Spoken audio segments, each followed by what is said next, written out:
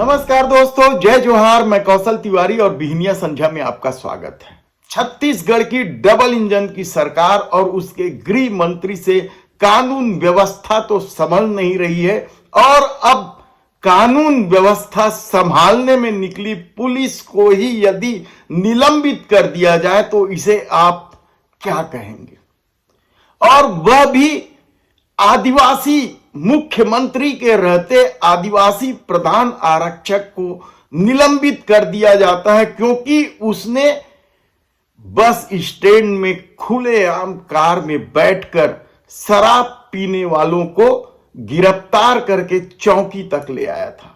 देव नारायण नेताम प्रधान आरक्षक, यही नेताम है आदिवासी समाज के, और उन्होंने जब खुलेआम शराबखोरी को लेकर सवाल जवाब किया तो शराब पीने वाला एक युवक ने स्वयं को मंत्री का जेठ बताने लगा। महिला मंत्री लक्ष्मी राजवाड़े महिला एवं बाल विकास मंत्री हैं।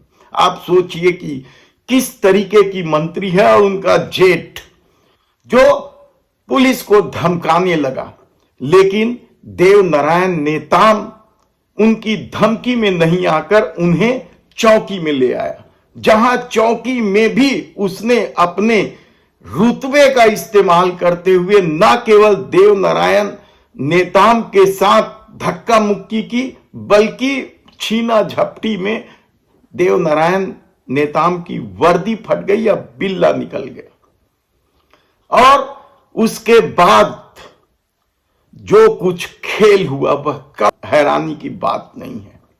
कहा जाता है कि इसकी खबर लगते ही प्रशासन में हड़कंप मच गया और एसपी ने देव नारायण नेताम को, आदिवासी है, उसे अटैच कर दिया, लाइन अटैच कर दिया और उस युवक को थाने से ही छोड़ दिया बगैर कार्रवाई की, क्योंकि वह महिला एवं बाल विकास मंत्री लक्ष्मी राजवाड़े का जेठ बताया जा रहा है। और इतना ही नहीं, उस प्रधान आरक्षक को जिस तरीके से लगातार धमकी मिल रही है वह भी हैरानी की बात है।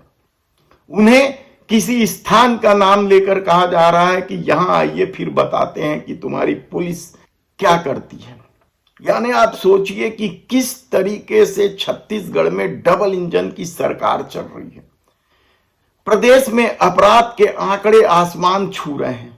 नशाखोरी को लेकर तो केंद्रीय गृह मंत्री अमित शाह ने भी बताया कि किस तरीके से गांजा जैसे मामले में छत्तीसगढ़ किसी भी दूसरे राज्य से औसतन डबल स्थिति में है।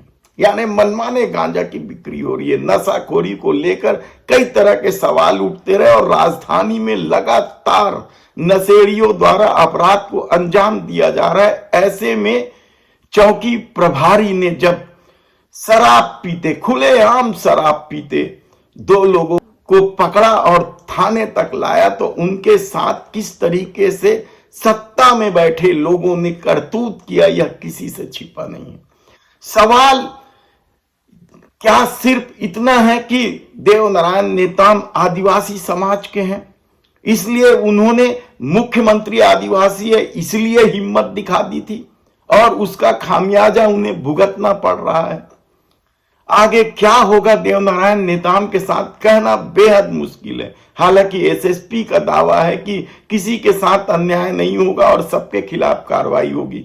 तो क्या ये इस तरह की कार्रवाई होगी कि एक प्रधान आरक्षक जो अपनी ड्यूटी बजा रहा है और मंत्री का जेठ बताने के बाद भी चौकी तक ले आया, उस प्रधान आरक्षक को ईमानदारी का इनाम देने की बजाय उसे लाइन अटैच कर देना, यह किस तरीके का डबल इंजन है। और गृह मंत्री विजय शर्मा दावा करते हैं कि अपराध कम हो रहे हैं और जिस तरीके का खेल राजनीति में इन दिनों छत्तीसगढ़ में चल रहा है वह क्या कम चौंकाने वाला है। जो ईमानदारी से ड्यूटी बजाने वालों के साथ कार्रवाई की जा रही है, ऐसे में कौन पुलिस वाला भला ऐसे नशेड़ियों और अपराधियों के खिलाफ कार्रवाई करने की हिम्मत जुटा सकता है? किसे अपनी नौकरी प्यारी नहीं है?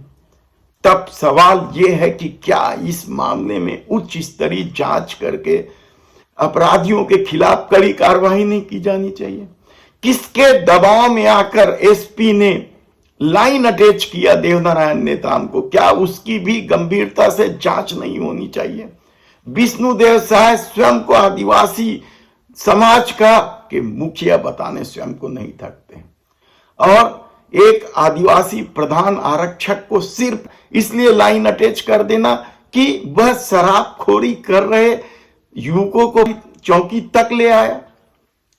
देखना होगा इस मामले में क्या कुछ होता है। अभी तक कांग्रेस की किसी तरह की प्रतिक्रिया सामने नहीं आई है, लेकिन मामला बेहद गंभीर है क्योंकि मंत्री से जुड़ा मामला है, और मंत्री एकमात्र महिला मंत्री, महिला एवं बाल विकास मंत्री, उनके कई तरह के मामले अब सामने आने लगे हैं। हमारी टीम लगी हुई है, विस्तार से आपको पूरी जानकारी देंगे।